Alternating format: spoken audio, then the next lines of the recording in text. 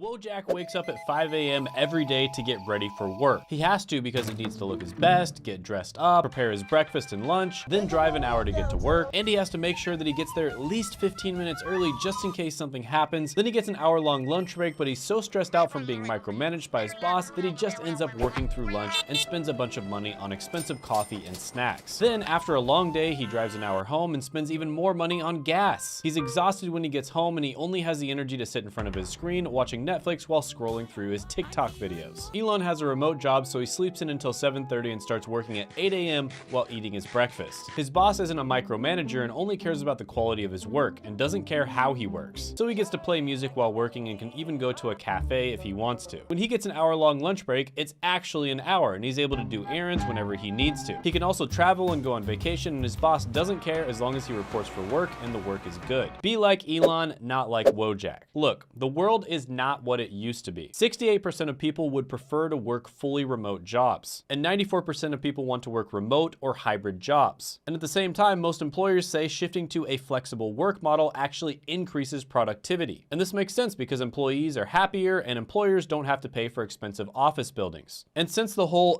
cough cough situation, getting a remote job has never been easier. And the first one on the list is going to be great for you if you're a member of the grammar police and you like pointing out other people's spelling mistakes.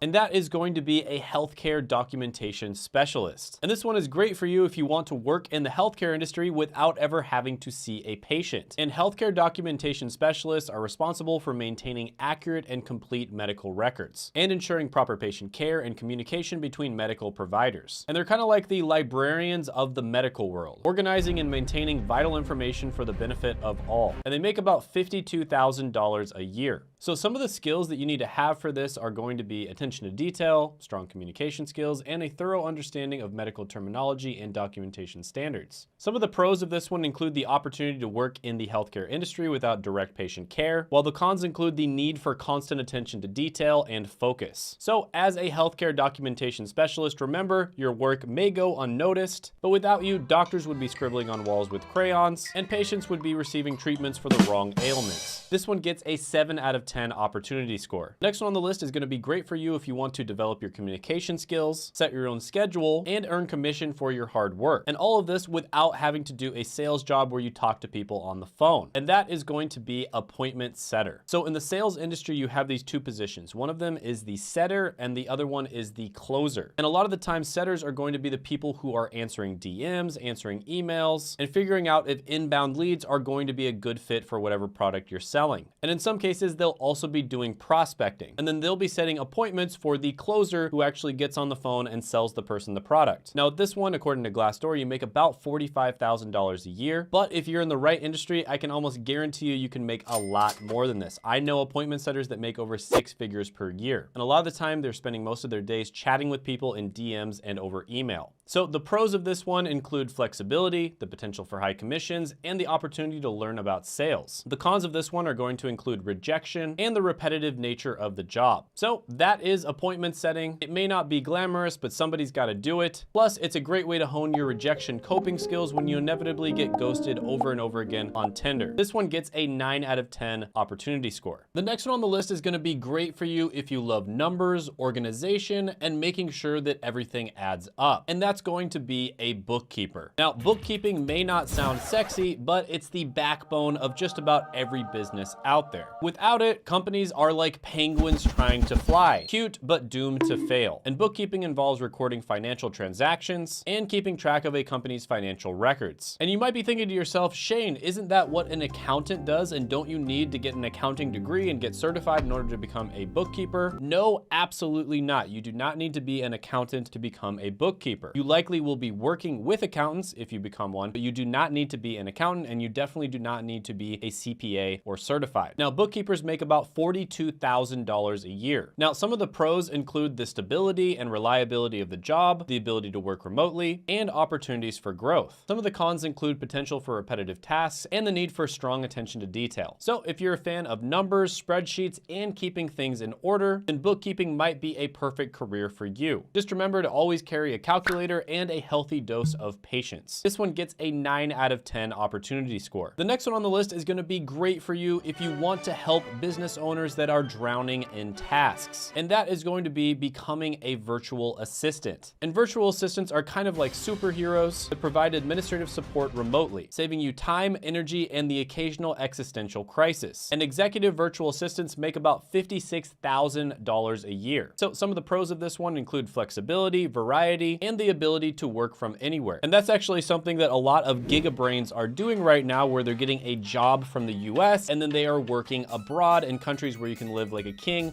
on $1,500 a month. While some of the cons include isolation and the need to market yourself. So in a world of chaos and clutter, virtual assistants are the unsung heroes who keep the peace and tidy up the mess. This one gets a 7 out of 10 opportunity score. Now the next one on the list is going to be great for anyone who's ever wanted to be a car salesman, but also wants to sleep soundly at night. And that's going to be Medicare insurance sales. And this is where you're going to be helping seniors navigate the labyrinth of healthcare insurance. Now healthcare insurance in the US is a giant freaking mess. I could probably make an entire channel talking about healthcare and insurance in the US alone. And by properly helping seniors navigate this giant mess, you can save them thousands, tens of thousands, and even hundreds of thousands of dollars. And health insurance agents make about $61,000 a year according to Glassdoor. But you can make a lot more than this. In fact, there are many people making 6 figures, and you can even make into the 7 figures if you're working for the right company. So some of the pros of this one include a flexible schedule, the ability to work from home, and the potential for high earnings. Some of the cons of this one include a steep learning curve, a competitive market, and the emotional toll of dealing with seniors who are often in need. So if you want to help seniors, you have a heart of gold, and you have the patience of a saint, this one might be great for you. I'm going to give this one an 8.5 out of 10 opportunity score. The next one on the list might be for you if you're a connoisseur of content. That's right, if you're somebody who consumes a lot of content online and you think that you have a refined taste, you might want to check out the job of content strategist. And a content strategist is responsible for creating and implementing a plan to produce and distribute content that is relevant, engaging, and valuable to a target audience. And content strategists are kind of like chefs, carefully selecting and combining the right ingredients to create a mouth-watering dish that leaves the audience wanting more. And content strategists make about $70,000 a year according to Glassdoor. Now this is another one where there is a ton of opportunity. I know content strategists on YouTube that make well into the 7 figures per year. So some of the pros of being a content strategist are the ability to be creative, work remotely, and have a positive impact on a company's online presence. Some of the cons include the pressure to constantly produce high quality content and the need to stay up to date with ever evolving technology and platforms. This one gets an opportunity score of 9.5 out of 10. Now the next one on the list might be great for you if you want to make more money than a doctor without having to train for 20 years and be exposed to people's bodily fluids. And that is going to be high ticket sales. And high ticket sales is the art of selling high priced products and services. And a lot of the time you're going to be selling to business owners. And the reason for that is because a lot of the time the things you're going to be selling are going to be over $10,000. And there are a lot of consultants, coaches, and service providers that sell these high ticket services and products. Now, this is not for everybody, but if you can get good at the skill of sales, you're pretty much set for life. And if you look up high ticket sales on Glassdoor, you'll see they make about $118,000 a year on average. And the best high ticket salespeople can easily hit the 7-figure mark as well. So the pros here include high earning potential, flexible schedules, and it can be done remotely. The cons here are that it can be a high pressure and stressful environment. It requires resilience and persistence. You're probably going to suck at it a lot at first, and it may require a long sales cycle. This one gets a 9.5 out of 10 opportunity score. The next one on the list might be great for you if you want to break into the healthcare industry and help it to keep running without ever having to leave your house. And that is going to be medical coding and billing. And basically, this is the process of translating medical procedures and diagnoses into codes for insurance billing purposes. And so you're almost like a translator that turns complex medical information into a language that insurance companies can understand. Now, this one, like most of the other ones on this list, is relatively easy to get into. It doesn't require a college degree or previous experience, and you make on average about $41,000 a year. Some of the pros of this one include a high demand for workers, the ability to work remotely, and competitive pay. Some of the cons may include repetitive work and a lot of time sitting at a desk. This one gets an 8 out of 10 opportunity score. By the way, one of my videos that got the best feedback is the 13 remote jobs that do not require any experience,